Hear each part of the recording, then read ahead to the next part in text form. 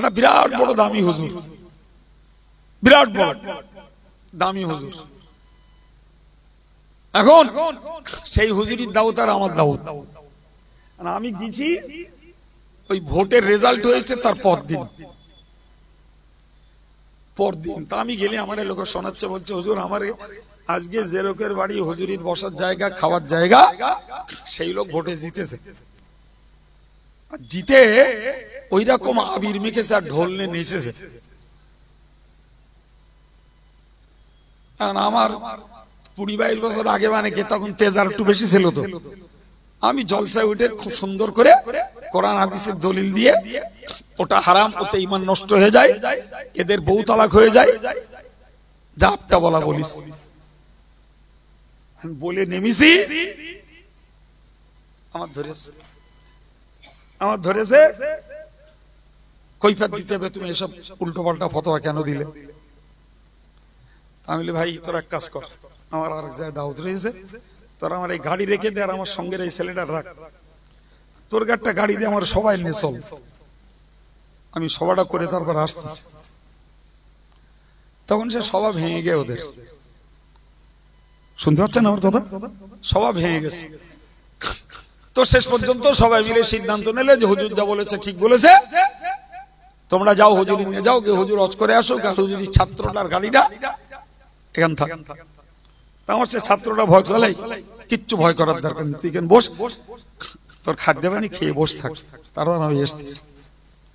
তা আমি হজ করে ফিরে গেছি, তখন প্রায় ভোর 4টে, আর ওদিকে জলসা শেষ হয়ে গেছে।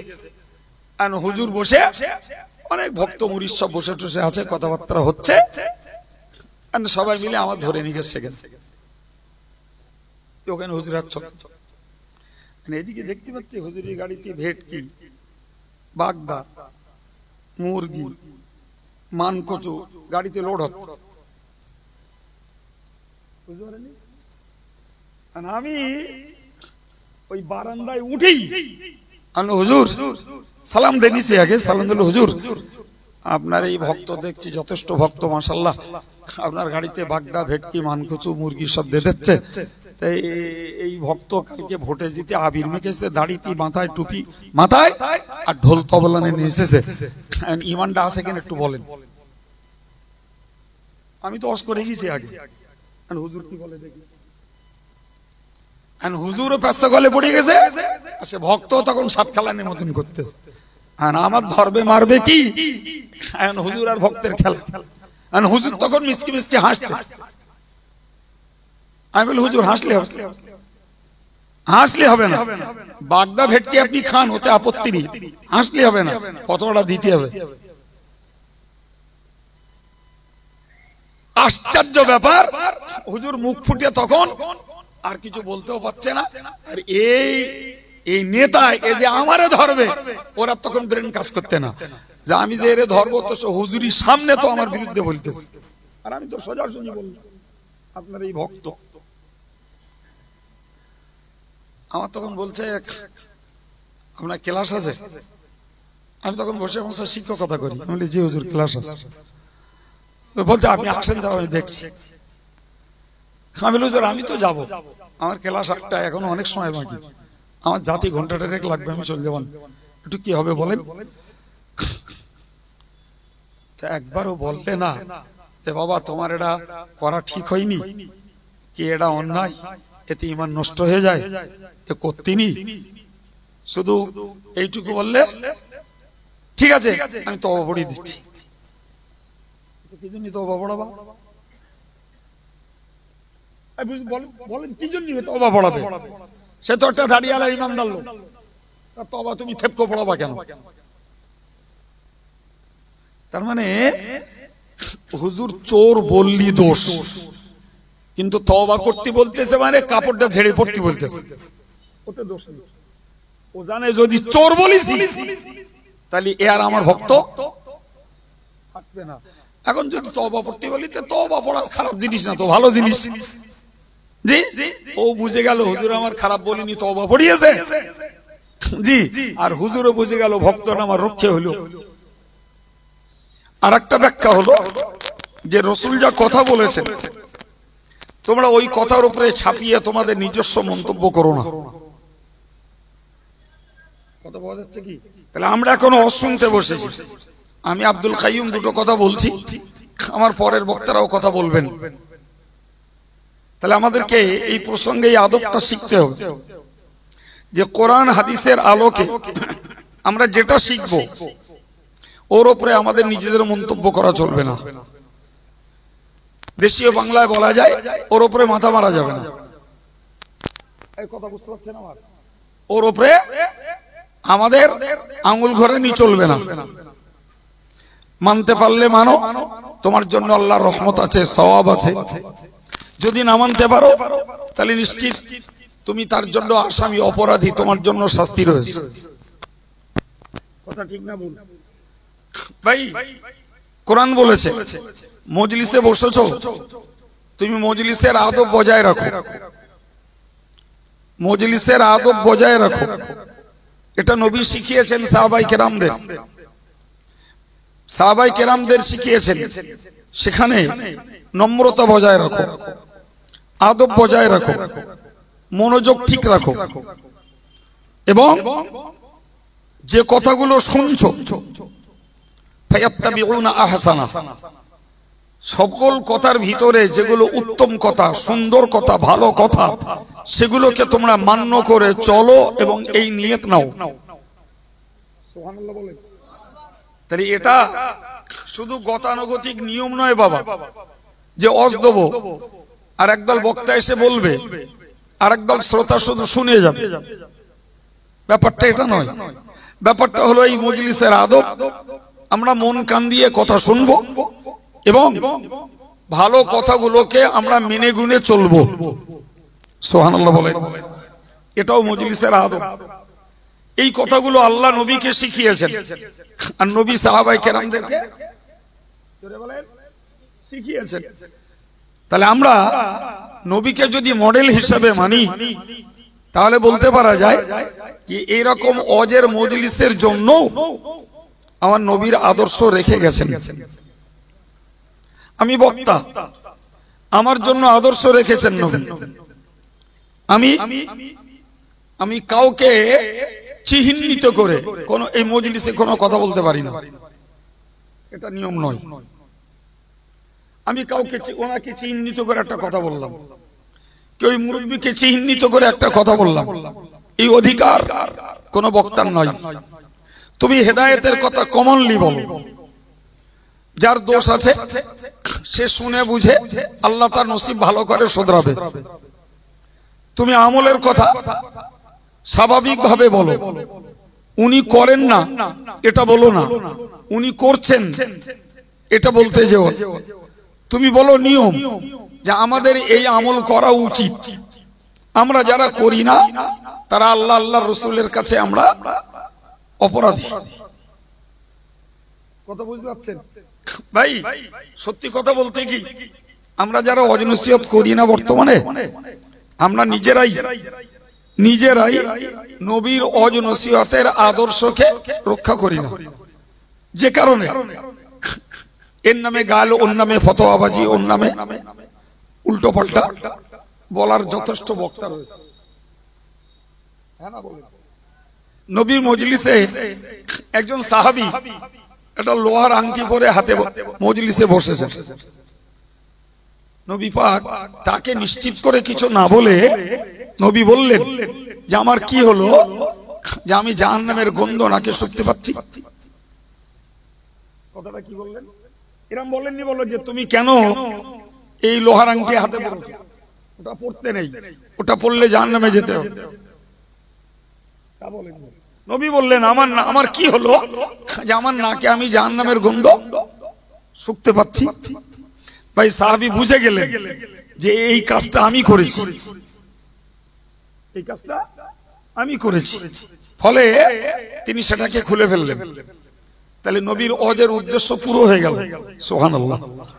অথচ তিনি ব্যক্তিগতভাবে কারুর মনে আঘাত করলেন না, কারুর ব্যথা দিলেন না, এবং ডাইরেক্ট ওই লোকটা অপরাধী এটা সমাজের মানুষের কাছে তিনি চিহ্নিত করে দেননি। তাহলে একজন বক্তারও কিছু আদর্শ সিস্টেম মেনে চলার দরকার আছে, আর একজন শ্রোতারও কিছু আদর্শ সিস্টেম মেনে চলার দরকার আছে। না কি বলছেন? হ্যাঁ, এও তো আমাদেরকে নবী শিখিয়েছেন। তো নবী পাকের থেকে যে শিক্ষাগুলো আমরা পেয়েছি তথা উম্মতে মুসলিমা পেয়েছে, যারা যে কালের যে শতাব্দীর যে যুগের মানুষ হোক, সেটাকে তারা কার্যকর করবেন, তবেই তো নবী দিবস উদযাপন করা আমাদের জন্য সার্থক হবে। ঠিক না ভুল বাবা? জি, সম্মানিত ভাইরা আমার, আমি আপনাদের কোরআনের আরেকটা আয়াত বলি। কোরআন শরীফে আল্লাহ বলেছেন, মা কানা লিল মুমিনিনা ওয়াল মুমিনাত, কোন ঈমানদার নারীর জন্য, কোন ঈমানদার পুরুষের জন্য উচিত নয়। কি উচিত নয়? ইযা কাদাল্লাহু ওয়া রাসূলুহু আমরা, যে আল্লাহ এবং তার রাসূল কোন বিষয়ে যদি কোন ফয়সালা দেন, আইয়াকুনা লাহুমুল খিয়ার, যে তাদের জন্য স্বাধীনতা আর থাকে না। এটা ইসলামী বিধান, কোরআনের বার্তা। কোন বিষয়ে আল্লাহ ফয়সালা দিয়েছেন, কোন বিষয়ে রাসূল ফয়সালা দিয়েছেন, আল্লাহ বললেন কোন ঈমানদারের জন্য ওই বিষয়ে ব্যক্তি স্বাধীনতা চলবে না, চলবে না, যেটাই ধরুন আপনি। নামাজ আল্লাহর হুকুম, সুতরাং আমি ব্যক্তি স্বাধীনতায় নামাজ ত্যাগ করব, এই অধিকার আমার নাই, এই অধিকার আমার নাই। সম্মানিত ভাইরা আমার, ঠিক তদ্রূপ রাসূলুল্লাহ যে কাজটা করেছেন ধারাবাহিক ভাবে, মনে করুন ফজরের 2 রাকাত সুন্নাত, রাসূল तमाम জীবন ধারাবাহিক ভাবে ওই নামাজ আদায় করেছেন। ওটা আমাদের জন্য সুন্নতে মুআক্কাদা, একটা মজবুত সুন্নত। আমার স্বাধীনতা নেই যে আমি ওই সুন্নতটাকে ত্যাগ করব। কথা বুঝতে পারেননি? ওই সুন্নত আমি ত্যাগ করব, ইচ্ছা মতো মন চাইলে পড়বো, মন চাইলে পড়বো না, না বাবু, কবিরা গুনাহ হবে। কি হবে? কবিরা গুনাহ হবে। আমার ব্যক্তি স্বাধীনতা ওখানে নেই। ভাই, মেসওয়াক করা নবীর একটা সুন্নাত, এবং নবী আমৃত্যু এই সুন্নতকে পালন করেছেন। বরং রাসূল যখন ইন্তেকাল করছেন তার পূর্ব মুহূর্তেই হযরত আম্মা জান আয়েশা সিদ্দিকা রাদিয়াল্লাহু আনহার নিজের ভাই হযরত আব্দুর রহমান, তিনি সেখানে একটা মেসওয়াক করতে করতে এসেছেন।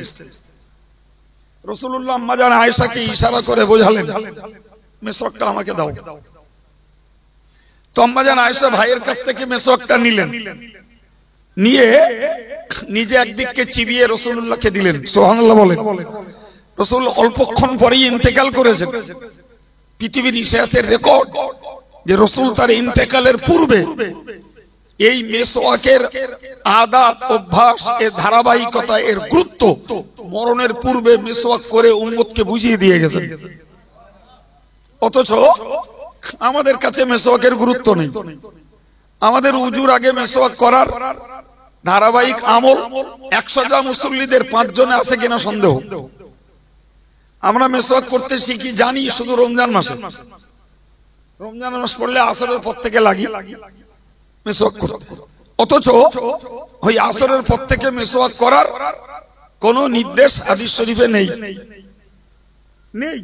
বরং নির্দেশ রয়েছে স্পষ্টত, রাসূলুল্লাহ জানিয়েছেন যে তোমরা এই মেসওয়াক করো নামাজের সময়, হানাফি মাযহাবের মসলা অনুযায়ী নামাজের উযু করার সময়। কখন? উযু করার সময় তোমরা মেসওয়াক করো। তুমি যে নামাজটা বিনা মেসওয়াকে উযু করে পড়বে, ওর সওয়াব নরমালে যদি হয় 27 গুণ, তো মেসওয়াক সহ উযু করে নামাজ পড়বে, আল্লাহ ইচ্ছা করলে নরমালে ওই নামাজটার সওয়াব দিতে পারেন 70 গুণ। সুবহানাল্লাহ। ভাই, তাহলে যে বিশ্ব নবীকে আদর্শ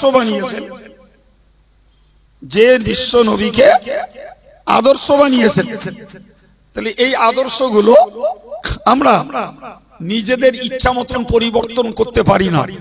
নিজেদের ইচ্ছা মতন বাদ দিতে পারি না, নিজেদের ইচ্ছা মতো আমল থেকে সেগুলোকে আমরা মাইনাস করে দিতে পারি।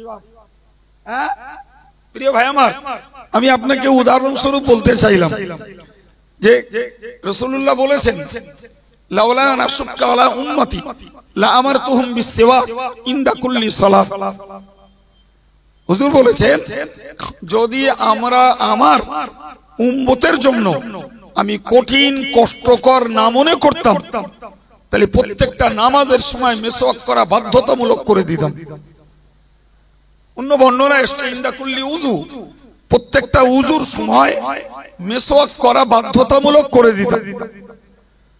ভাই, যদি বাধ্যতামূলক করে দিতেন তাহলে সেটা আমাদের জন্য আমলে বজায় রাখা কঠিন হতো।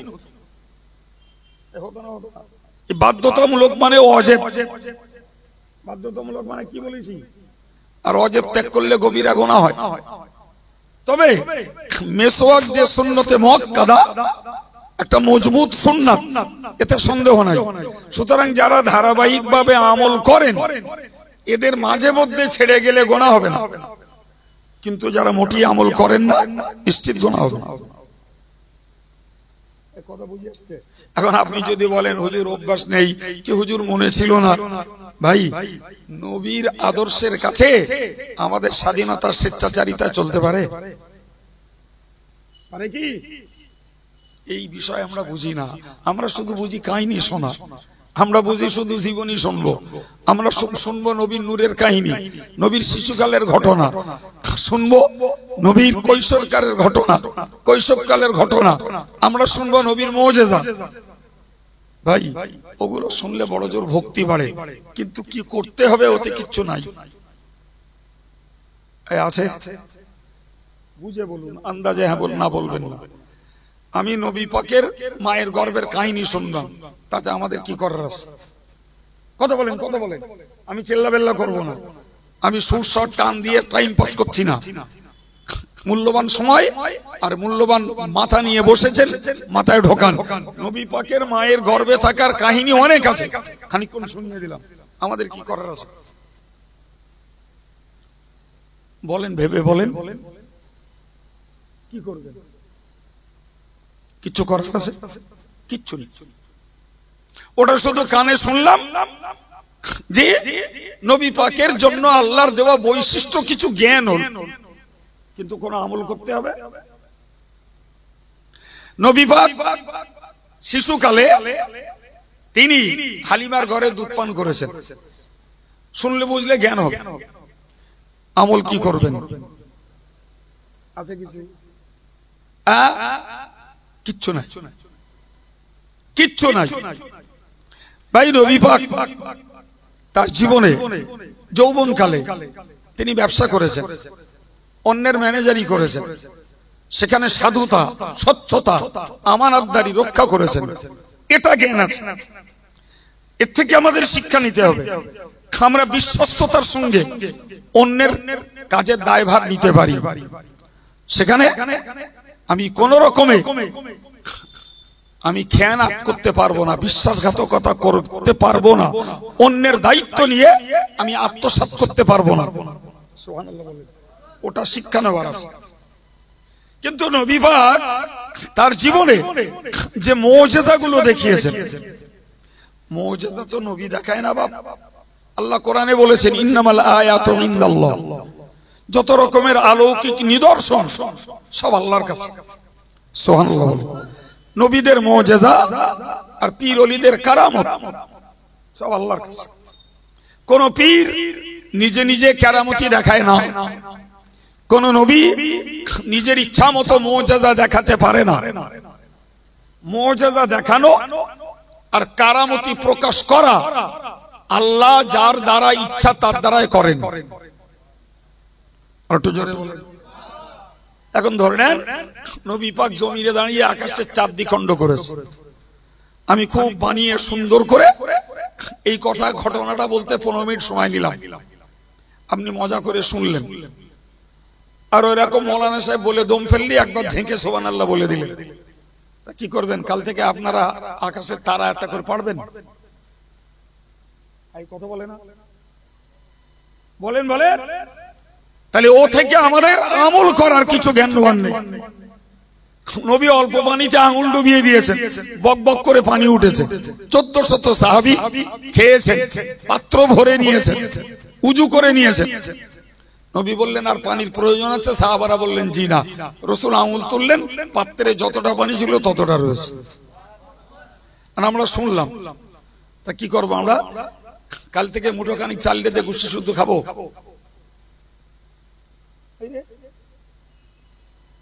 মুঠোখানি চাল দেন হাঁড়িতে, আর দে ওতে একটু থুতু দেন, দিনই ভাত বেড়ে যাবে, বাড়ির 8-10 জন মেম্বার সবার হয়ে যাবে। কিংবা পানি অল্প আছে, ওতে একটু আঙুল ডুবিয়ে দেন, বোতলটা ভর্তি হয়ে যাবে। আমরা করতে পারবো? বলেন বলেন। তাহলে এই ঘটনাগুলো শুনলে আমাদের কিছু জ্ঞান হয়, কিছু ভক্তি বাড়ে, কিছু ভক্তি বাড়ে। তাহলে রাসূলুল্লাহর নূরের ঘটনা, রাসূলুল্লাহর মায়ের গর্ভে থাকাকালীন ঘটনা, নবী ভূমিষ্ঠ হয়েছেন তার অলৌকিক অনেক কাহিনী আছে। জি, রাসূলুল্লাহর শৈশবকালের ঘটনা, কৈশোরকালের ঘটনা, এগুলো শুনলে জ্ঞান বাড়ে, ভক্তি বাড়ে। কিন্তু বাবু, ওই জ্ঞান আর ভক্তিটাকে বাস্তবায়িত করতে গেলে তখন রাসূলের আদর্শকে আমলে কাজে লাগাতে হবে। তাহলে তো ভক্তির দাবি করে লাভ, ভক্তির দাবি করে তাহলে লাভ হবে, তা না হলে লাভ আছে? কি কি আয়াত বলে এত কথাবার্তা করে বলে ফেললাম। আল্লাহ বলেছেন মা কানা লিল মুমিনি ওয়ালা মুমিনাতিন, কোন ঈমানদার পুরুষ আর ঈমানদার নারীর জন্য উচিত নয়, ইযা কাদাল্লাহু ওয়া রাসূলুহু আমরা, আল্লাহ এবং রাসূল যখন কোন বিষয়ে ফয়সালা করেছেন, সিদ্ধান্ত দিয়েছেন, আইয়াকুনা লাহুমুল খিয়ারা, সেখানে কোন ঈমানদার নারী পুরুষের কোন স্বাধীনতা, কোন স্বেচ্ছাচারিতা জোরে বলেন চলবে না, কোন স্বেচ্ছাচারিতা চলবে না। তাহলে আমরা এই মৌলিক যে থিওরি, কোরআনের যে মৌলিক নিয়ম শিখলাম, যে যখনই আল্লাহর কথা কানে পড়বে আর যখনই রাসূলের কথা কানে পড়বে, অকপটে আল্লাহ এবং রাসূলের কথা আমাদেরকে ঘাড় নত করে মেনে নেওয়া লাগবে। না কি বলছেন? জি, এখন যদি মনে করি যে আমার স্বার্থে আসলে মানবো, নাইলে মানবো না, আমার পক্ষে এলি মানবো, নাইলে মানবো না, বাবু ওটা তো ইমানদারের কাজ না, ওটা ইমানদারের কাজ। ইমানদারের কাজ হলো আতিউল্লাহ ওয়া আতিউর রাসূল, তোমরা আল্লাহর হুকুমকে মানো, রাসূলের হুকুমকে মানো। তাতে তোমার কষ্ট হবে, তাতে তোমার সময় নষ্ট হবে না, তাতে তোমার অর্থ খরচ হবে না, তাতে তোমার স্বার্থে কোনো আঘাত লাগবে, ওসব ভেবে আল্লাহ আল্লাহ রাসূলের পুরো অনুসারী হওয়া যাবে না, যাবে না, যাবে না। আল্লাহ আল্লাহ রাসূলের পূর্ণ অনুসারী হতে গেলে আমার স্বার্থে ঘা লাগুক, সময় নষ্ট হোক, অর্থ ক্ষতি হোক, সেটাকে আমার কাজে করে দেখাতে হবে। বাপ নাকি বলছেন? হ্যাঁ প্রিয় ভাই আমার, তো আমি শুরু করেছিলাম যে এই মজলিসটাতে নবী এরকম মজলিসে ওয়াজ করেছেন। তাহলে একজন বক্তা হিসাবে আমার বক্তৃতার বিষয় থাকবে, আমি কাউকে ইন্ডিকেট করে চিহ্নিত করে বলতে পারবো না কোনো কথা। শ্রোতাদের আদব রক্ষা করতে হবে। আমি কোরআন শুনতে বসেছি, হাদিস শুনতে বসেছি, আমি সেখানে চঞ্চল হব, অস্থির হব, অমনোযোগী হব, ভাই এটাও আদবের খেলাফ, ওটাও চলবে না। এবার মজলিসে যেটা আলোচনা হবে, আমি বলেছি ভালো কথাগুলোকে আমাদের মেনে চলতে হবে, ভালো কথাগুলো কি মেনে চলা লাগবে। কখনোই আল্লাহ এবং রাসূলের কথার উপরে আমরা আমাদের মাথা ঘোরাঘুরি করতে পারবো না, সম্ভব। সম্মানিত ভাইরা আমার, মনে রাখার দরকার, কোরআন শরীফে আল্লাহ বলেছেন লা তারফাউ আসওয়াতাকুম ফাওকা সাওতিন নবী, হে ঈমানদার, নবী পাকের গলার আওয়াজের উপরে তোমাদের আওয়াজটা চড়িও না। নবী পাকের গলার আওয়াজের উপরে তোমার আওয়াজ চড়িও। তো নবী যতদিন সাহাবায়ে কেরামদের সামনে হায়াতে ছিলেন, জি, কোন সাহাবী এই আয়াত নাজিল হওয়ার পরে নবীর গলার আওয়াজের উপরে চেঁচিয়ে কথা বলতেন না। হযরত ওমর রাদিয়াল্লাহু আনহু এর আগে তিনি চেঁচিয়ে কথা বলতেন, কিন্তু নবী ডাইরেক্ট নিষেধ করেননি, কিন্তু আয়াত যখন নাজিল হলো হযরত ওমর নবীর নিষেধ করা লাগেনি, নিজে নিজেই বুঝে গেলেন যে আমার এই চড়া কথাটা রাসূলের সামনে বলা ঠিক হচ্ছে না। ফলে তিনি গলার আওয়াজ নিচু করে ফেললেন, এত এত আস্তে কথা বলা ধরলেন। এই আয়াত নাজিল হওয়ার পর থেকে ওমর রাদিয়াল্লাহু আনহু একটা কথা বললে রাসূলুল্লাহ একবার, দুবার, তিনবার পর্যন্ত জিজ্ঞাসা করতেন, ওমর কি বললে, ওমর কি বললে, ওমর কি বললে, আরেকবার বলো, জোরে বলুন সুবহানাল্লাহ, আরেকটু জোরে বলুন। তাহলে যে ওমরের প্রকৃতিগত স্বভাব জোরে কথা বলা, কিন্তু কোরআন যেই নাজিল হল ওমর একদম ভলিউম কমিয়ে দিলেন। রাসূলকে খুঁচড়িয়ে জিজ্ঞেস করতে হতো, ওমর কি বললে বল। সম্মানিত ভাইরা আমার, আমি কথা বলি আর মাওলানা শাহিদুজ্জামান কথা বলুন, যে এই ব্যাপারটা ব্যক্তি ব্যক্তি নির্বাচন করার আগে ভাবতে হবে ব্যাপারটা কোরআনের, ব্যাপারটা হাদিসের, না ফতোয়াটা কোন ফিকহের কিতাবের। যদি বুঝি আব্দুল কাইয়ুম সাহেব, মাওলানা শাহিদুজ্জামান সাহেব তারা নিজের কথা বলছে না, কোরআনের কথা বলছে, হাদিসের কথা বলছে, ইসলামী ফিকহের তথা ফতোয়ার কথা বলছে, ভাই ওখানে গলার আওয়াজ তোলা যাবে না, অকপটে মেনে নিতে হবে। তোমার স্বার্থের বিরুদ্ধে যাবে বলে তুমি গলাবাজারি করবে, স্বার্থের বিরুদ্ধে যাবে বলে তুমি হুজুরের খাড়ায় ফেলে ধুয়ে দেবে, তোমার স্বার্থের বিরুদ্ধে যাবে বলে হুজুরের নামে এক ঝুড়ি কলঙ্কের ডালি চাপিয়ে দেবে, এটা কখনো ইমানদারের স্বভাব হওয়া কি উচিত নয়, না বরং বিপজ্জনক, বরং কি বিপজ্জনক, এতে পাপ রয়েছে। যে আদব আল্লাহ তার নবীর জন্য উম্মতকে শিখিয়েছেন, ওই আদব হাক্কানি আলেম আর শরীয়তের কোরআন এবং হাদিস আর ফতোয়া ফারাজের কাছে সমস্ত উম্মতদের পালন করা দরকার। কিন্তু আমাদের বদভ্যাস, আমরা স্বার্থে আসলি হুজুর বলি, জিন্দাবাদ দেই, স্বার্থের বিরুদ্ধে বলি হুজুর তো বলি না, আরো হুজুরের পার ধোয়া করি, এটা আমার অভ্যাস।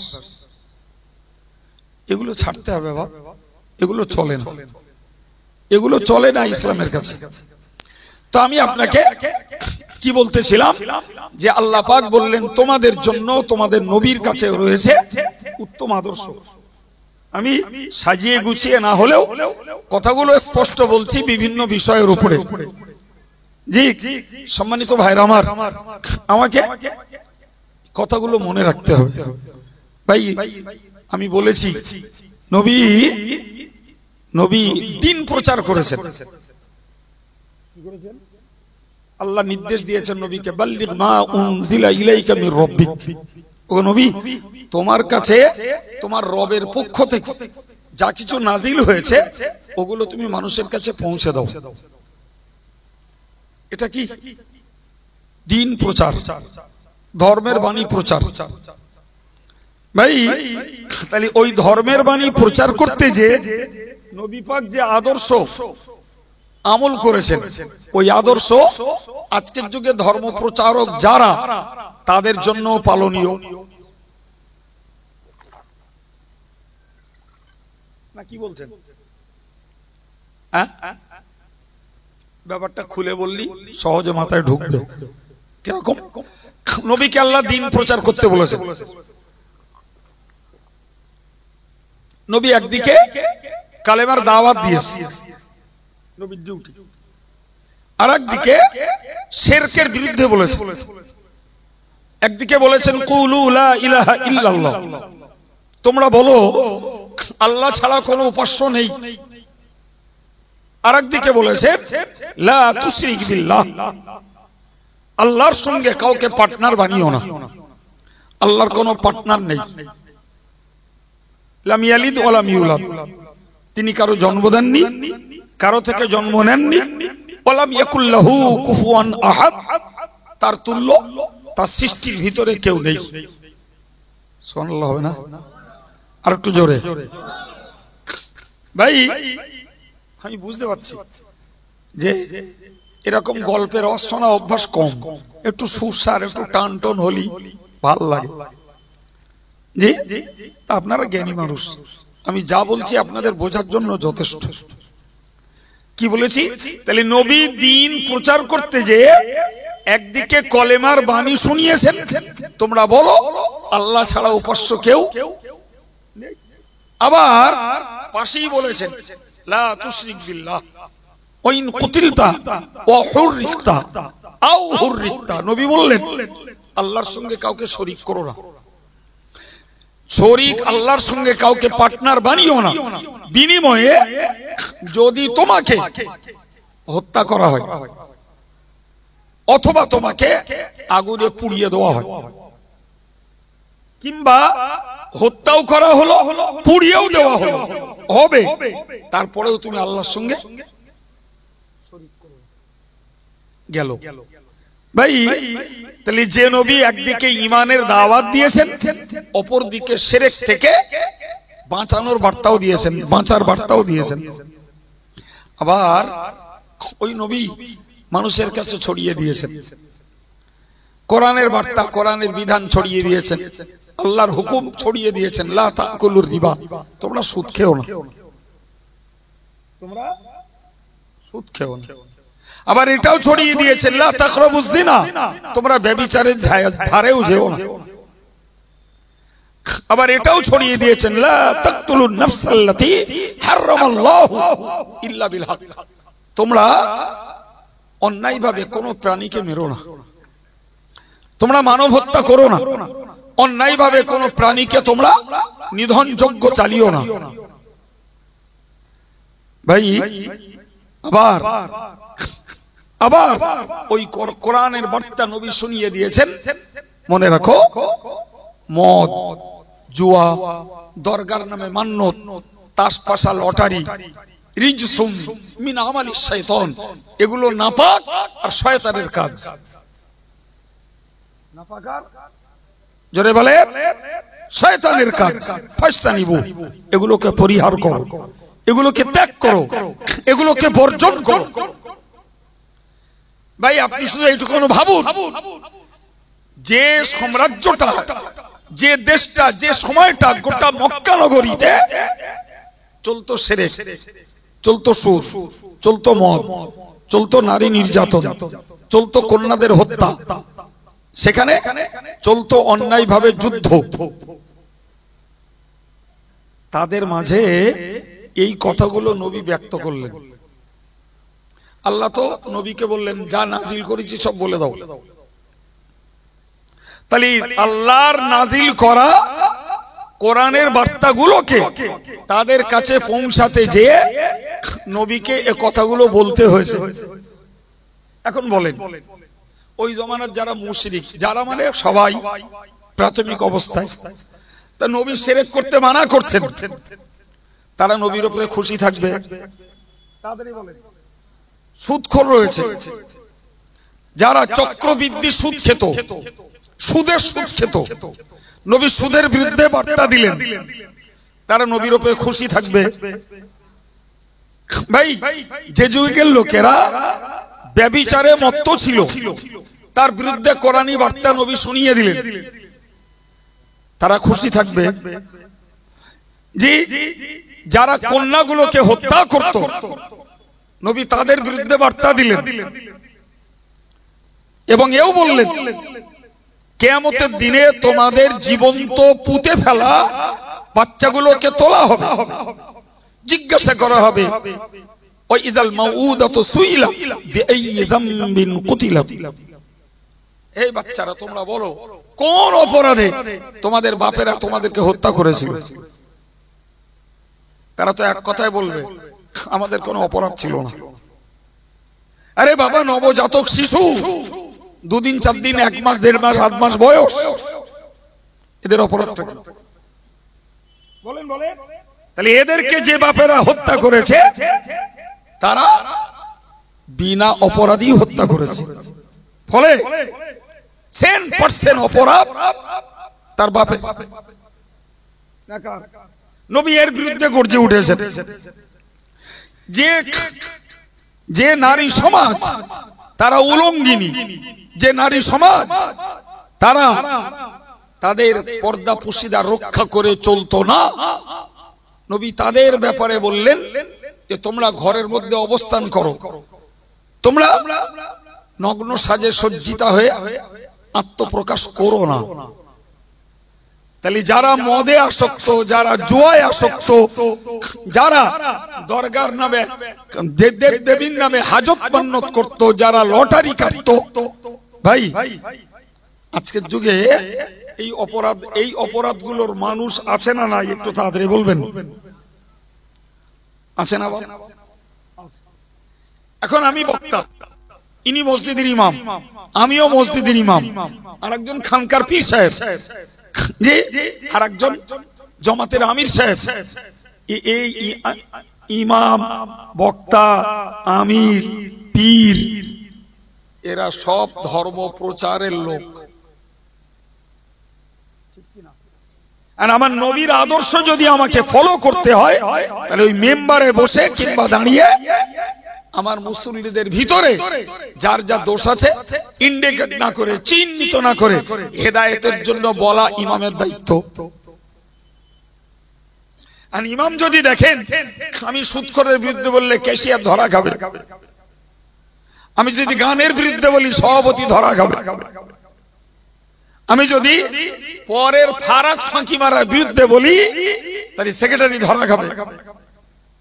বাবা দরকার নেই, অন্য লাইনে আমি অজ করে নেই, ক্যাশিয়ার সভাপতি সবাই খুশি থাকলে আমার চাকরিটা ভালো থাকবে। তাহলে আমি নবী আদর্শের বিপরীত কাজ করছি, আমি ধর্ম প্রচার করছি না, আমার স্বার্থ রক্ষা করছি। আমি মঞ্চের বক্তা, জি অজ আমি করিনি, আমি করতে বসিনি, আমার করার যোগ্যতা নাই। অজ করে রেখেছেন আল্লাহ। অজ কে করে রেখেছেন? অজ করে রেখেছেন রাসূলুল্লাহ। সুবহানাল্লাহ বলে। কোরআন আর হাদিস আল্লাহর রাসূলের অজে ভরা। তাহলে একজন আদর্শ দায়িত্বশীল আলেমের ডিউটি হলো তুমি আল্লাহর অজগুলো সমকালীন লোকেদেরকে বলো, রাসূলের ওয়াজগুলো সমকালীন উম্মতদের কাছে বলে দাও। কথা মাথায় ঢুকছে কি? জি। আর আমি দেখতে পাচ্ছি যে আল্লাহ রাসূল জাতির হিদায়াতের জন্য যে ওয়াজ করে রেখেছেন, ওয়াজ করতে গেলে আমার বিপদ। আমি ওয়াজ করতে বসেছি, আমি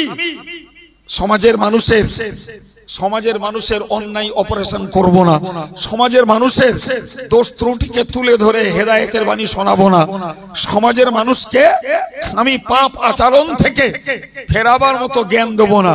জানি আমি সমাজের অন্যায়ের বিরুদ্ধে যেই বলবো সুদখোররা খেপে যাবে, মদখোররা খেপে যাবে, গান ভক্তরা খেপে যাবে, বেপরদার নারীরা আমার মতন হুজুরিরা নেবে না।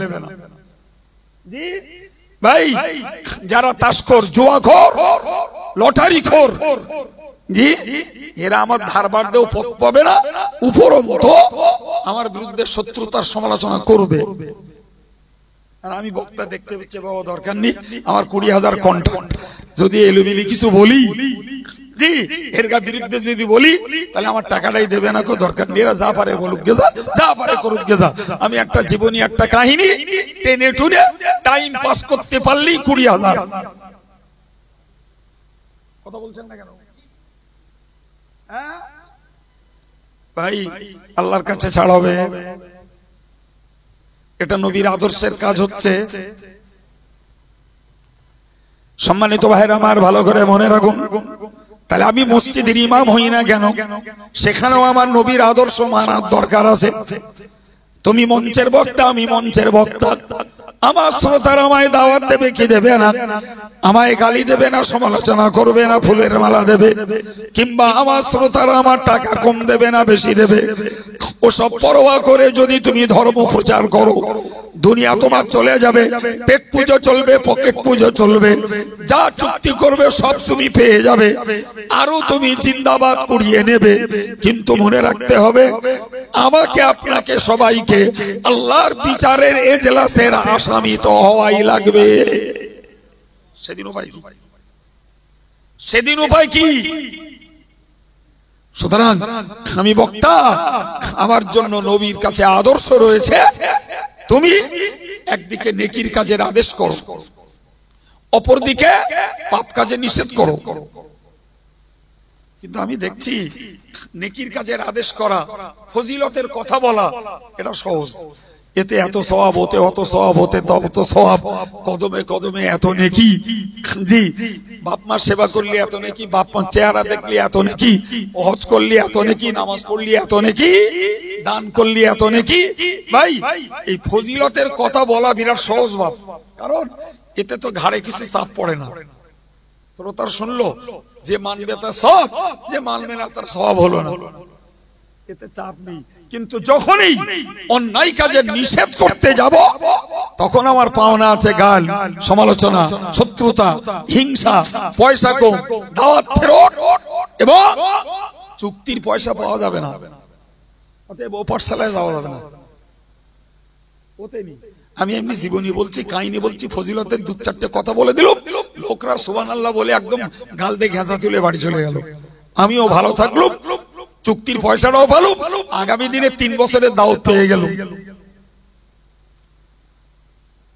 জি, তাহলে নবীর আদর্শকে কবর দিয়ে আমরা দিন প্রচার করছি না, স্বার্থ প্রচার করছি।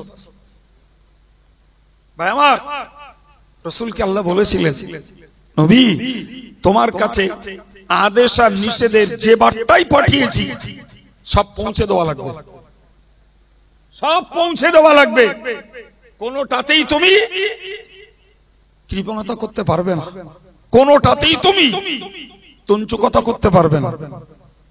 যদি ওয়াইলাম তাফআল ফামা বাল্লাগতা রিসালাতা, এই নবী যদি তুমি এই তোমার যে দায়িত্ব দিয়েছি এ যদি পৌঁছে না দাও, তার প্রমাণ হবে তুমি রাসূল হওয়ার দায়িত্ব পালন করোনি। আচ্ছা বলেন তো, যে রাসূলের জন্য এত বড় বার্তা, তুমি রাসূল হওয়ার দায়িত্ব পালন করেনি। আমরা মাওলানা, মুফতি, মুহাদ্দিস, মুফাসসির, জি, যে যত বড় সাহেব হই, রাসূলের পায়ের ধুলোর যোগ্যও নই। আমাদেরকে আল্লাহ যার যে পয়সার যত কিঞ্চিত জ্ঞান দিয়েছেন, যার যতটুকু, ভাই ওইটুকু যদি সীমাহীন ভাবে, ব্যাপক ভাবে যদি উম্মতের হেদায়েতের জন্য না পৌঁছে দেই, তাহলে আলেম হওয়ার দায়িত্ব পালন করেছি বলে প্রমাণ হবে বাপ। ভাবার আছে না নাই? কিন্তু আমরা এমন কিছু বক্তা, হুজুর, ইমাম, মাওলানা, আমির সাহেব রয়েছি, আমরাও পেট পকেটার দল বাঁচাচ্ছি, আর সাধারণ কিছু মুসল্লি শ্রোতা আছে, এরাও দেখছে এরম দুটো হুজুরও দরকার। কেননা আমি তো জটিল, আমি তো স্বচ্ছ নই, আমি সুদও খাই, মদও খাই, আবার সামনের কাতারে গিয়ে আল্লাহু আকবার গালিও দেই, জিকির করি। সুতরাং আমার তো এরম হুজুর দরকার, যে ফাঁকিও মারে, বোনের হক নষ্ট করে, চিট ফান্ডের ব্যবসাও করে, আবার কপালে দাগও করে। ওরম খেড়ির জন্য তো এরম হুজুর দরকার, যে হুজুর খিচুড়ি করবে, আমিও খিচুড়ি, ওইরকম হুজুর আমার দরকার। কথা বলে। সুতরাং খিচুড়ি হুজুরও আছে, খিচুড়ি শ্রোতাও আছে। জি ভাই, আজকের সত্যি কথা বলতে কি আমরা কোরআন হাদিসের ওয়াজ করি, আমাদের দাম কুড়াবার সময় নেই, সম্মান কুড়িয়ে সময় নেই, খাওয়ার সময় নেই। বিপিএল বক্তা পয়সা দাদায় নিয়ে চলে যায়, আর যারা শিল্পী গজল গাইছে, মেয়ে আর মরদ এক জায়গায় করে দিচ্ছে, ওদের মূল্য 15,000 20,000। কি বলছে? আমি ওই জন্যই বলেছি, ওরকম একদল বক্তাও আছে, ওরকম একদল শ্রোতাও। জি, আমি যে ওয়াজ করছি, ওয়াজ রেডারে ধরবে না কো।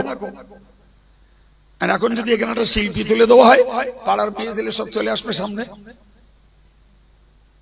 আসবে না, আসবে না। যারা দিনদার আল্লাহওয়ালা বুজুর্গ লোক, এরাও চাচামোলো মানের দায় উঠে যেতে পারতেছ না। আর যুবক গুলো এসে হাজির হয়ে গেল, ওর মনের সঙ্গে মিলছে, গানের বদলে গজলটা শোনা যাচ্ছে, দুদির সাথে ঘোলে মিটতেছে, ওই ভালো। কথা বলছেন না কেন? তো গজল শুনে লোক হেদায়েত হবে, হেদায়েত হয়। গজল শুনলে সব হয়। গজল শুনে লোক জাহান্নাম থেকে বাঁচার পথ খোঁজে না, গজল শুনে লোক নেক আমলে আগ্রহী হয়, অথচ ওইটার চাহিদা বেশি। পীর সাহেব যদি মনে করে যে আমার ভক্ত আর আমি তোমার পীর, তুমি আমার ভক্ত, ভাই হাতে যদি পয়সা থাকে তাহলে সালাম হবে সামনাসামনি, আর পয়সা যদি হাতে না থাকে হাতে দিকে মুখেই দিকে। কথা বলছেন না কেন? অতএব আমার যখন পয়সার প্রয়োজন, আমার মুরিদরা কেউ যদি নামাজ না পড়ে, আমার মুরিদরা কেউ যদি ফাঁকিবাজি করে, কেউ যদি সুদ খায়, কেউ যদি মদ খায়, কেউ যদি শরিয়ত বিরোধী কাজ করে, ওরে যদি আমি হেদায়েত করতে যেয়ে পালিশ করি, ও আর আমার ভক্ত থাকবে না। হবে না, হবে না ভাই। বহুত দিন আগের কথা, একটা কথা মনে পড়েছে, এখান থেকে কম বেশি 20-22 বছর আগের কথা। একটা বিরাট বড় দামি হুজুর, বিরাট বড় দামি হুজুর। এখন সেই হুজুরির দাওয়াত আর আমার দাওয়াত। আমি গেছি, ওই ভোটের রেজাল্ট হয়েছে তার পরদিন। তা আমি গেলে আমার লোক শোনাচ্ছে, বলছে হুজুর আমার আজকে যে লোকের বাড়ি হুজুরির বসার জায়গা, খাওয়ার জায়গা, সেই লোক ভোটে জিতেছে। জিতে ওই রকম আবির মেখেছে আর ঢোল নিয়ে নেচেছে। আমার 20-22 বছর আগে, মানে কি তখন তেজ আর একটু বেশি ছিল। তো আমি জলসায় উঠে খুব সুন্দর করে কোরআন হাদিসের দলিল দিয়ে, ওটা হারাম, ওতে ঈমান নষ্ট হয়ে যায়, এদের বউ তালাক হয়ে যায়, জাপটা বলা বলিস বলে নেমেছি। আমার ধরেছে কৈফিয়ত দিতে হবে, তুমি এসব উল্টো পাল্টা ফতোয়া কেন দিলে? আমি বলি ভাই তোর এক কাজ কর, আমার আর এক জায়গায় দাওয়াত রয়েছে, তোর আমার এই গাড়ি রেখে দে, আর আমার সঙ্গের এই ছেলেটার রাখ, তোর একটা গাড়ি দিয়ে আমার সবাই নিয়ে চল, আমি সভাটা করে তারপর আসতেছি। তখন সে সভা ভেঙে গে ওদের, শুনতে পাচ্ছেন আমার কথা? সভা ভেঙে গেছে। তো শেষ পর্যন্ত সবাই মিলে সিদ্ধান্ত নিলে যে হুজুর যা বলেছে ঠিক বলেছে, তোমরা যাও হুজুরি নিয়ে যাও, কে হুজুর হজ করে আসো, কে হুজুরির ছাত্রটার গাড়িটা এখান থাক। আমার সে ছাত্রটা ভয় চলে, কিচ্ছু ভয় করার দরকার নেই, তুই এখানে বস, তোর খাদ্য পানি খেয়ে বস থাক, তারপর আমি এসেছি। তা আমি হজ করে ফিরে গেছি, তখন প্রায় ভোর 4টে, আর ওদিকে জলসা শেষ হয়ে গেছে। আর হুজুর বসে, অনেক ভক্ত মুরিদ সব বসে টসে আছে, কথাবার্তা হচ্ছে, সবাই মিলে আমার ধরে নিয়ে গেছে ওখানে হুজুর হাত। এদিকে দেখতে পাচ্ছি হুজুরের গাড়িতে ভেটকি, বাগদা, মুরগি, মানকচু গাড়িতে লোড হচ্ছে। আমি ওই বারান্দায় উঠেই হুজুর সালাম দেনিছি, আগে সালাম দিল, হুজুর আপনার এই ভক্ত দেখছি যথেষ্ট ভক্ত, মাশাআল্লাহ, আপনার গাড়িতে বাগদা, ভেটকি, মানকচু, মুরগি সব দিয়ে দিচ্ছে। এই ভক্ত কালকে ভোটে জিতে আবির মেখেছে, দাড়িতে, মাথায় টুপি মাথায়, আর ঢোল তবলা নিয়ে এসেছে, ইমানটা আছে কিনা একটু বলেন। আমি তো অস করে গেছি আগে, হুজুর কি বলে দেখি। হুজুরও পেস্তা গলে পড়ে গেছে, আর সে ভক্ত তখন সাত খেলানের মতন করতেছে। আমার ধরবে মারবে কি, হুজুর আর ভক্তের খেলা। হুজুর তখন মিসকি মিসকি হাসতেছে। আমি বলি হুজুর হাসলে হবে না, বাগদা ভেটকি আপনি খান, ওতে আপত্তি নেই, হাসলে হবে না, কতটা দিতে হবে। আশ্চর্য ব্যাপার, হুজুর মুখ ফুটে তখন আর কিছু বলতেও পারছে না। আর এই নেতা এই যে আমারে ধরবে, ওরা তখন ব্রেন কাজ করতে না, যে আমি যে এরে ধরবো তো হুজুরির সামনে তো আমার বিরুদ্ধে বলতেছে, আর আমি তো সোজাসুজি বললাম আপনার এই ভক্ত। আমার তখন বলছে আপনার ক্লাস আছে, আমি তখন বসে আমার সাথে শিক্ষকতা করি, আমি বলি জি হুজুর ক্লাস আছে। বলছে আপনি আসেন, তাহলে আমি দেখছি। আমি বলি আমি তো যাবো, আমার ক্লাস 8টা, এখনো অনেক সময় বাকি, আমার জাতি ঘন্টাটা লাগবে, আমি চলে যাবো, একটু কি হবে বলেন। একবারও বললে না যে বাবা তোমার এটা করা ঠিক হয়নি, কি এটা অন্যায়, এতে ইমান নষ্ট হয়ে যায়, এ করতেনি। শুধু এইটুকু বললে ঠিক আছে আমি তওবা পড়িয়ে দিচ্ছি। কি জন্য তওবা পড়াবা? বলেন কি জন্য তওবা পড়াবে? সে তো একটা দাঁড়িয়ালা ইমানদার লোক, তওবা তুমি থেপকো পড়াবা কেন? তার মানে হুজুর চোর বললি দোষ, কিন্তু তওবা করতে বলতেছে মানে কাপড়টা ঝেড়ে পড়তে বলতেছে, ওতে দোষ নেই। ও জানে যদি চোর বলিস তাহলে এ আর আমার ভক্ত থাকবে না। এখন যদি তওবা পড়তে বলি তো তওবা পড়া খারাপ জিনিস না, তো ভালো জিনিস। জি, ও বুঝে গেল হুজুর আমার খারাপ বলিনি, তওবা পড়িয়েছে। জি, আর হুজুরও বুঝে গেল ভক্তটা আমার রক্ষে হলো। আল্লাহর কাছে জবাব দিতে হবে না তো বাপ? জবাব দিতে হবে আল্লাহর কাছে। কি বলছেন? সম্মানিত ভাইরা আমার, মনে রাখুন নবীর দ্বীন প্রচারের আদর্শ ছিল, নবী হে তোমার কাছে যা কিছু নাজিল করা হয়েছে ওটাকে তুমি পৌঁছে দাও, যদি না পৌঁছাও তাহলে তুমি রাসূল হওয়ার দায়িত্ব পালন করনি বলেই প্রমাণ হবে। আল্লাহু আকবার। যদি এই হয় নবীর জন্য, তাহলে আমাদের ছাড়া হওয়ার কোনো জায়গা আছে বাবা? হ্যাঁ না বলেন বাবা, আছে? এবার শুনুন মারাত্মক কথা।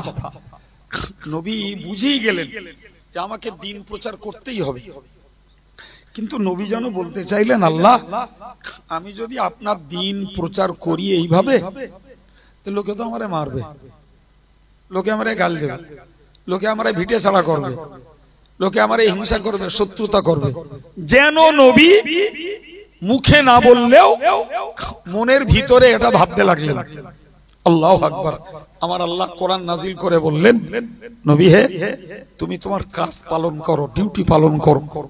মনে রাখো আল্লাহু ইয়াসিমুকা মিনান নাস, ও নবী দ্বীন প্রচারের বিনিময়ে, হক প্রচারের বিনিময়ে, হেদায়েতের বাণী প্রচারের বিনিময়ে নবী গো তোমার প্রতি যত শত্রুতা আসবে, যত হিংসা আসবে, যত সমালোচনা আসবে, যত ঠাট্টা বিদ্রূপ আর রহস্য তোমার বিরুদ্ধে আসবে, আমি আল্লাহ জানিয়ে দিলাম সমস্ত মানুষের সমস্ত ক্ষয়ক্ষতির চূড়ান্ত ব্যবস্থা থেকে আমি আল্লাহ তোমাকে রক্ষা করব। আল্লাহু আকবার। বাবা আল্লাহ নবীকে রক্ষা করেনি? আশ্চর্য ব্যাপার। যারা কোরআন বলছে ইয ইয়ামকুরু বিকাল্লাযীনা কাফারু, জি লিউসবিতুক, ওগো নবী ওরা চক্রান্ত করছিল তোমাকে বন্দী করবে, আও ইয়াকতুলুক ওরা চক্রান্ত করছিল তোমাকে হত্যা করবে, আও ইউখরিজুক ওরা চক্রান্ত করছিল তোমাকে দেশ ছেড়ে বার করে দেবে। এসব কার কথা বাপ? আল্লাহর কথা কোরআনে উল্লেখ করা হয়েছে। আমার আল্লাহ কি সুন্দর করে বলে দিলেন ওয়ায়ামকুরুনা ওয়ায়ামকুরুল্লাহ, ওরা চক্রান্ত করে আর আমি আল্লাহ ওদের চক্রান্তকে ভেস্তে দেই। একটু মহব্বত করে বলেন, আর একটু জোরে বলেন। তাহলে নবীর এই আদর্শ যদি আজকের যুগে আলেম, হাফেজ, ইমাম, মাওলানা, মুফতি, মুহাদ্দিস, মুফাসসির, পীর সাহেব, আমির সাহেব এরা যদি শরীয়তের সঠিক কথা, হক কথা, হেদায়েতের সঠিক বার্তা মানুষের কাছে যদি পৌঁছাতো, একদিকে রাসূলের আদর্শ পালন করা হতো, আর একদিকে আল্লাহর কাছে জবাবদিহি করা যেত, আর মৃত্যুক সমালোচক শত্রুদের হাত থেকে আল্লাহই রক্ষা করতেন। কিন্তু সত্যিকারের কথা ভাই, আমাদের এই আল্লাহর প্রতি ভরসা কমে গেছে, আল্লাহর প্রতি আমাদের আস্থা কমে গেছে। আল্লাহর প্রতি ভরসার তুলনায় আমাদের পেট পকেট আর রোজগারের প্রতি আমাদের বেশি আস্থা চলে এসছে।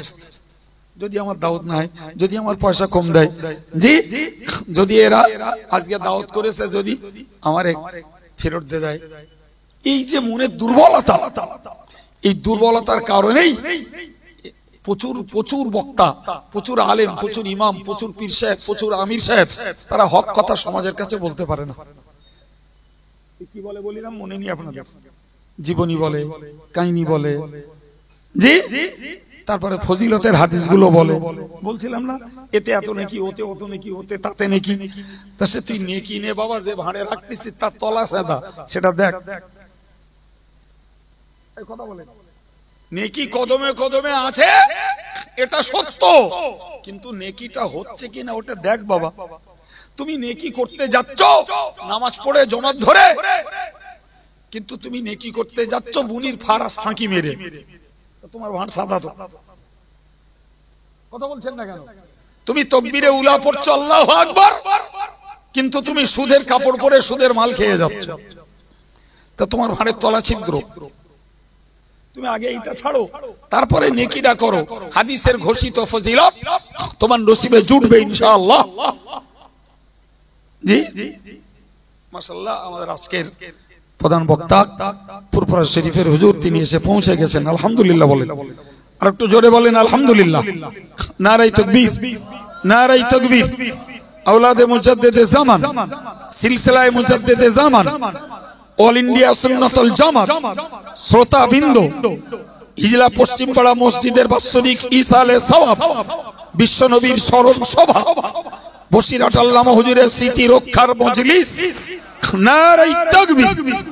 প্রাণ খুলে একটু দরুদ শরীফ আল্লাহুম্মা।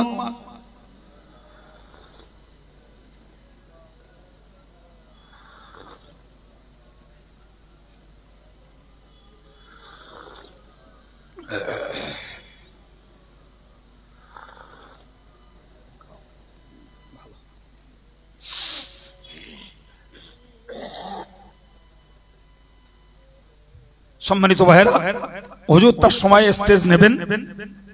আমি তার আগে আপনাদেরকে যে কথা শোনাচ্ছিলাম, তাহলে আমরা ন্যায় পথে চললে, হক পথে চললে, রসুলের আদর্শ ফুলফিল পালন করলেও রক্ষা কে করবে? ভরসা কার উপরে করতে হবে? আল্লাহর উপরে। আল্লাহর উপরে ভরসা করতে হবে, যথাসময়ে আল্লাহ রক্ষা করবেন। সম্মানিত ভাইরা আমার, আমি আপনাদেরকে একেবারে মৌলিক কথা বুঝিয়েছি। তাহলে আমি একজন বক্তা হিসাবে আমারও আদর্শ আছে, আমারও নবীর কাছে নেওয়ার আদর্শ আছে। আপনি শ্রোতা হিসাবে নবীর কাছে আপনারও নেওয়ার আদর্শ আছে না নাই? জি ভাই, হাদিস শরীফ এসেছে, মনে রাখো, মনে রাখুন, হাদিস শরীফ এসেছে, ইন্না খায়রা আমালিকুম, বান্দা তোমরা জীবনে যত আমল করো, এর মধ্যে হযরত আলী বলেছেন শ্রেষ্ঠ আমল হলো আল আমরু বিল মারুফ ওয়ান নাহয়ু আনিল মুনকার। তোমার জীবনের সেরা আমল, শ্রেষ্ঠ আমল, তুমি সৎ কাজের আদেশ করো, অসৎ কাজের নিষেধ করো। কে শিখিয়েছেন? হাদিস আমাদেরকে শিখিয়েছে। আল্লাহর কোরআন বলেছে, কুনতুম খায়রা উম্মাতিন উখরিজাত লিন-নাস তা'মুরুনা বিল মা'রুফি ওয়া তানহাউনা আনিল মুনকার। তোমরাই হলে ভালো জাতি, ভালো দল, ভালো সম্প্রদায়, যারা মানুষের কল্যাণে বহিরাগত হয়েছো, মানুষের কল্যাণে তোমরা বেরিয়েছো, মানুষকে হেদায়েতের বাণী শোনানোর জন্য, কল্যাণের বাণী শোনানোর জন্য, মানুষকে জাহান্নাম থেকে বাঁচিয়ে জান্নাতমুখী করার জন্য তোমরা যারা ঘর ছেড়ে বাইরে বেরিয়েছো, আমি আল্লাহ পাক জানিয়ে দিলাম তোমাদের ডিউটি হলো তা'মুরুনা বিল মা'রুফ, তোমরা ন্যায় সত্য কাজের আদেশ করো, ওয়া তানহাউনা আনিল মুনকার, এবং অন্যায় অসৎ কাজের নিষেধ করো। তাহলে আমি বক্তা হিসেবে বাড়ি থেকে এসেছি, আমার ডিউটি আমি মানুষকে সৎ কাজের আদেশ করব। নামাজ পড়ো, রোজা রাখো, হজ করো, যাকাত দাও, জিকির করো, তাসবিহ পড়ো, ফিতরা দাও, সদকা দাও, কুরবানি দাও, বাপ মার সেবা করো, বড়কে শ্রদ্ধা করো, ছোটকে স্নেহ করো। এগুলো আমি শ্রোতাদেরকে বলবো, এটা কোরআন আমার দায়িত্ব দিয়েছে। আমার মিন্স আলেম সমাজ, মসজিদের ইমামদেরকে। ঠিক আর একটা তালিকায় আমি এই মুসল্লিদের জন্য, মুক্তাদিদের জন্য, শ্রোতাদের জন্য বলতে বাধ্য, শিরক করো না, সুদ খেও না, মিথ্যা কথা বলো না, জুয়া খেলিও না, মদ খেও না, তোমরা দরগার নামে হাজত মান্নত করো না, তোমরা লটারি কেটো না, তোমরা ব্যভিচার করো না, তোমরা পরের মাল আত্মসাৎ করো না, তোমরা গালিগালাজ করো না, হে নারীরা তোমরা বেপরদায় ঘুরো না, তোমরা পর পুরুষকে ফুসলিও না, তোমরা পরের সম্পত্তি জবরদখল করো না, তোমরা কোন স্বার্থে কোরআন হাদিসের বিরুদ্ধ পথ ধরো না। আমি যখন ধর্মের কথা বলতে এসেছি, আমাকে আদেশের কথা, ফজিলতের কথা, সওয়াবের কথা এগুলো যেমন বলতে হবে, নিষেধের কথা, পাপ আচরণের কথাও মানুষকে শুনিয়ে দিতে হবে। হ্যাঁ না বলেন, তাহলে আমার ডিউটিটা পালন হবে। আল্লাহ নবীকে বলেছেন, নব্বি ইবাদি আন্নী আনাল গফুরুর রহিম। ওগো নবী, তুমি আমার বান্দাদেরকে বলে দাও, নব্বি ইবাদি আন্নী আনাল গফুরুর রহিম। ও আমার নবী, তুমি আমার বান্দা বান্দীদেরকে বলে দাও, আমি আল্লাহ ক্ষমাশীল, আমি আল্লাহ দয়াশীল। জোরে বলুন, আর একটু মন খুলে বলুন। কিন্তু তার পরের অংশেই বলেছেন, ওগো নবী তুমি এটাও বলে দাও, ওয়ান্না আযাবি হুয়াল আযাবুল আলীম, আমার আযাবটাও অত্যন্ত যন্ত্রণাদায়ক আযাব। একদম গায়ে গায়ে, একদম পাশাপাশি। যেখানে বলেছেন আমি আল্লাহ ক্ষমাশীল দয়াশীল, সেখানেই বলেছেন আমি আল্লাহ কঠিন যন্ত্রণাদায়ক শাস্তি দাতা। তার মানে তুমি ক্ষমা দয়ার কথা শুনে একদম আনন্দে আত্মহারা হয়ে গর্বে ফেটে পড়ো না। আবার তুমি আযাব আর ভয়ের কথা শুনে হাতাগাতা ছেড়ে দিও না। তুমি একদিকে ক্ষমা আর দয়ার আশা রাখো, আর একদিকে আযাবের ভয়টাও রাখো। কথা বুঝতে পারছেন না বাবা? জি, এখন যদি অজ এরকম হয়, আমরা উম্মতে মুহাম্মাদী মানে একদিন হড়িয়ে গড়িয়ে ঠিক জান্নাতে চলে যাব, কিংবা বিশ্বনবীর উম্মত আমরা কলেমা পড়ে নিয়েছি, জান্নাত আমাদের অনিবার্য।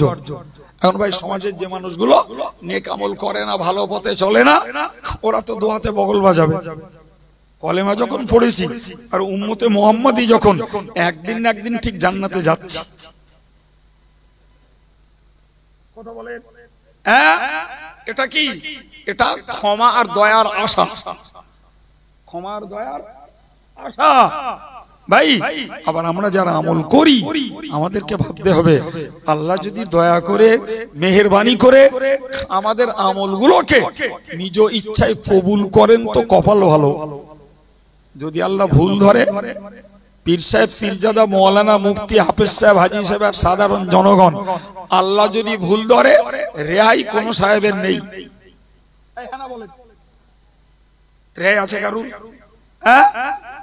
একদম না, রেহাইয়ের কোন রাস্তা নেই। সুতরাং আমাদেরকেও আল্লাহর আযাবটার ভয় করাও লাগবে। এসব করছি বটে, আল্লাহ নিলে আমার রেহাই, না নিলে আমিও আল্লাহর কাছে ধরা খেতে পারি। আর যে লোকটা পাপ আচরণ করছো বাবা, তুমি হতাশ হয়েও না বাপ, নিরাশ হয়ে যেও না, হাতাগাতা ছেড়ে দিও না। তুমি, আমার আল্লাহ বলেছেন, লা তাগনাতু মির রাহমাতিল্লাহ ইন্নাল্লাহা ইয়াগফিরুয যুনুবা জামিআ। ওরে বান্দা, তোরা নিরাশ হয়ে যাস না, হতাশ হয়ে যাস না, তোরা আমার ক্ষমার আশা কর। খাঁটি দিলে তোরা যদি তওবা করে বিগত পাপগুলোকে ছাড়তে পারিস, তোর সমস্ত জীবনের গুনাহগুলিকে maaf করে দেব। আলহামদুলিল্লাহ। তাহলে উভয়ের জন্য আশা আর ভয় থাকতে হবে। নেককার যারা, এদের আযাবের ভয় থাকতে হবে। আর পাপাচার পাপকারী যারা, এদেরকেও ক্ষমার আশা রেখে তওবা করা লাগবে। এই কথা বুঝে এসে বাবু? হ্যাঁ প্রিয় ভাই আমার, আমি কি বলতে যে কথা বললাম, যেখানে আদেশ করো সেখানে নিষেধ করো, যেখানে জান্নাতের কথা বলো সেখানে জাহান্নামের কথা বলো, যেখানে রহমতের কথা বলো সেখানে আল্লাহর গজবের কথা বলো, যেখানে ক্ষমার কথা বলো সেখানে আল্লাহ পাকের পাকড়াওয়ের কথা বলো, তবে ব্যালেন্স ঠিক থাকবে। ঠিক কেন বলে? শুধু যদি সওয়াবের কথা বলি মানুষ তো একদম আশায় বুক বেঁধে বসে থাকবে, আবার শুধু যদি পাপ আর আযাবের কথা বলা হয় মানুষ ভয়ে হাতাগাতা ছেড়ে দেবে।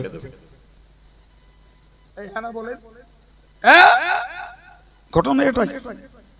অতএব আমার আল্লাহ কোরআনে যেমন উভয় বিষয়ের বার্তা দিয়েছেন, আমার প্রিয় রাসূল সাল্লাল্লাহু আলাইহি ওয়াসাল্লাম দ্বীন প্রচারের ক্ষেত্রে একদিকে আদেশ আর একদিকে নিষেধ, একদিকে ফজিলত আর একদিকে রাযাইল, মানে একদিকে ইবাদতের মহত্ব আর একদিকে খারাপি, একদিকে ঈমানের কথা আর একদিকে শিরকের কথা, একদিকে আমালে সালেহার কথা আর একদিকে আমালে তালেহা বদ কাজের কথা পাশাপাশি বলেছেন। যেখানেই বলেছেন যে হাসরের বিভৎস চিত্রের কথা সেখানেই নবী শুনিয়ে দিয়েছেন আর সে ছায়ার নিচের আরামের কথা। সুবহানাল্লাহ। কথা বুঝিয়েছেন বাবা? জি। তাহলে নবীর দ্বীন প্রচারের আদর্শ, নবীর দ্বীন প্রচারের একটা পদ্ধতি। জি সম্মানিত ভাইরা আমার, যারা হাক্কানি রব্বানি আল্লাহ ওয়ালা আলেমে দ্বীন পীরানে তরিকাত বুজুর্গ, তাদের জীবন খুললে দেখা গেছে তারা রাসূল করিম সাল্লাল্লাহু আলাইহি ওয়াসাল্লামের নীতি আদর্শের উপরে তারা তাদের জীবনের ধর্ম প্রচার কাজে লাগিয়েছে। আলহামদুলিল্লাহ বল। আর একটু জোরে সরে বলেন। ভাই আমি আপনাদেরকে কথা বলতে বলতে এসেছি, অল্প গুটি কত কথা আপনাদেরকে শুনিয়েছি। জি নবীর আদর্শের উপরে প্রথম শুনিয়েছিলাম নবী আমাদের জন্য নমুনা, নবী আমাদের জন্য মডেল, নবী আমাদের জন্য স্যাম্পল। নবী দেখে আমরা আমাদের জীবন গড়ব, এটাই আল্লাহ চেয়ে ওই নবীকে মানব সমাজে পাঠিয়েছেন। তো আমি নবীর দ্বীন প্রচারের কথা বলেছি, নবীকে মান্যতা দেওয়ার কথা বলেছি।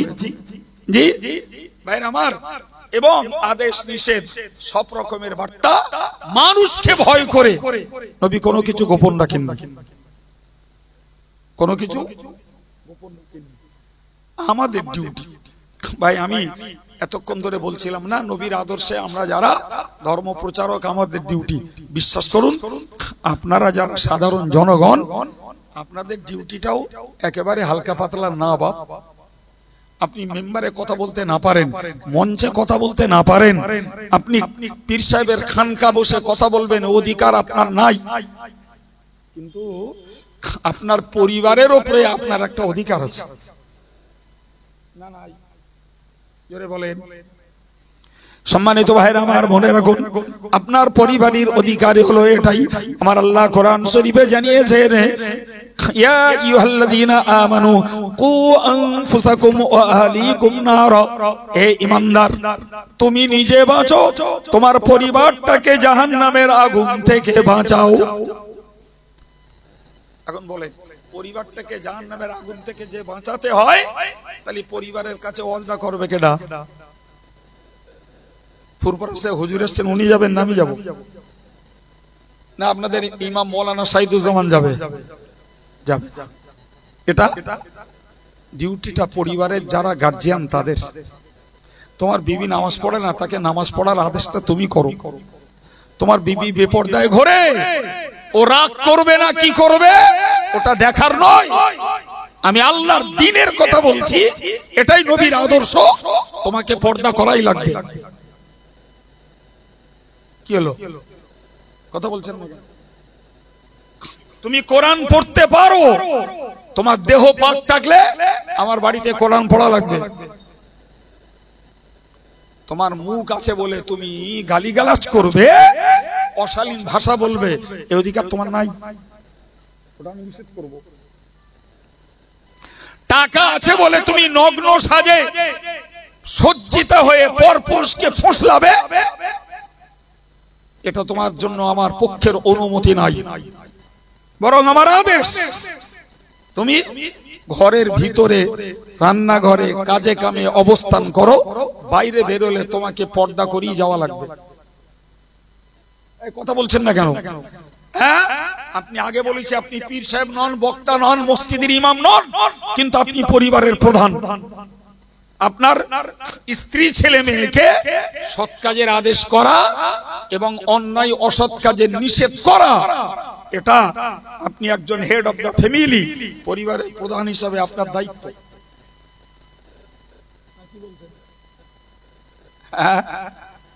কই বাবা, ও দায়িত্ব পালনে যে আমরা অক্ষম বিরাট। জি, আশ্চর্য ব্যাপার, আশ্চর্য ব্যাপার।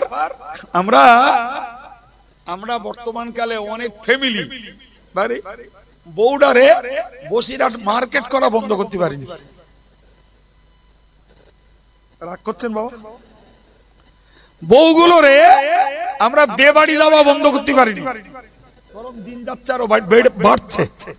একজন যদি বলে যে তোমাদের বেবাড়ি যাওয়া উচিত না, না যায় যেতে নিয়ে সেখানে কত পরপুরুষ রয়েছে, আর একজন পাশে বাতাস দিলে যাক যাক, ওদেরও তো একটু আনন্দ করতে ইচ্ছা হয়, বাস সব বীজ মারা গেল। ওই ডিউটিটা কে পালন করবে?